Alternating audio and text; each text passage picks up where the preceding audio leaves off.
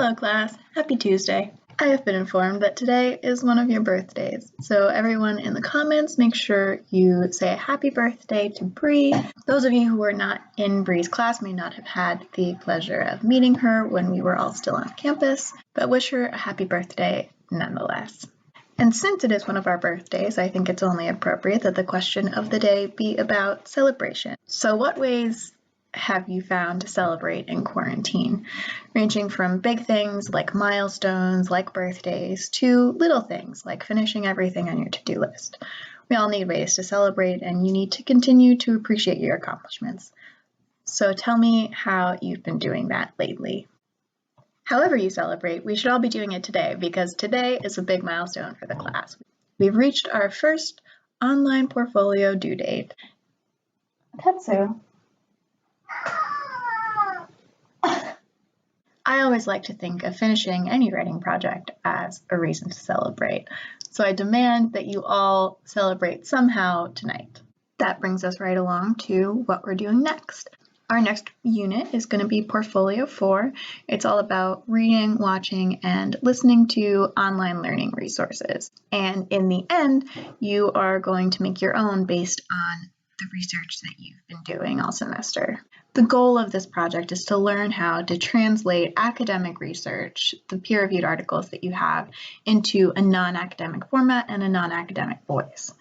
So we're going to look at podcasts and YouTube videos and episode 1 of the Tiger King series and have conversations about what learning looks like when it's not just in a classroom and it's not just in a book. And for your project, you can make anything. You can make a podcast or a YouTube video or a TED Talk or a comic strip or a magazine article. Just so long as it's creative and you're talking about your research, I will love it. Our new schedule is available on the Blackboard. You might notice that there are conference days blocked in. So like I told you guys I worked in 2 dates where we can have video conferences and Zoom meetings with groups of 11. So there are a total of 4 conference dates, and you only need to come to 2. They will take place during regular class time on Mondays and Wednesdays and replace the Tuesday video.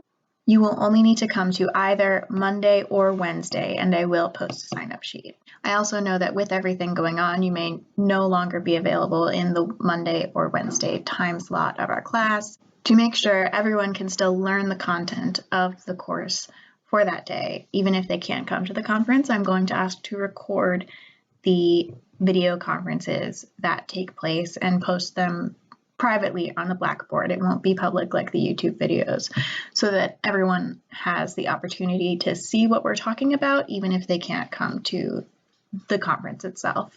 So again, that's 4 conference days. You will only need to come to 2, and you will sign up for them on the sign-up sheets, which will be posted on Blackboard prior to the conferences. Your homework for Friday is available on the schedule.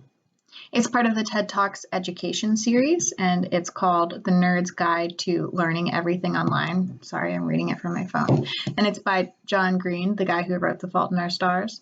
I posted a link to the video, but I listened to it as a podcast. I can't find a way to link that to you all, but if you would prefer to listen to it as a podcast, you're not going to lose out on anything by missing the visuals.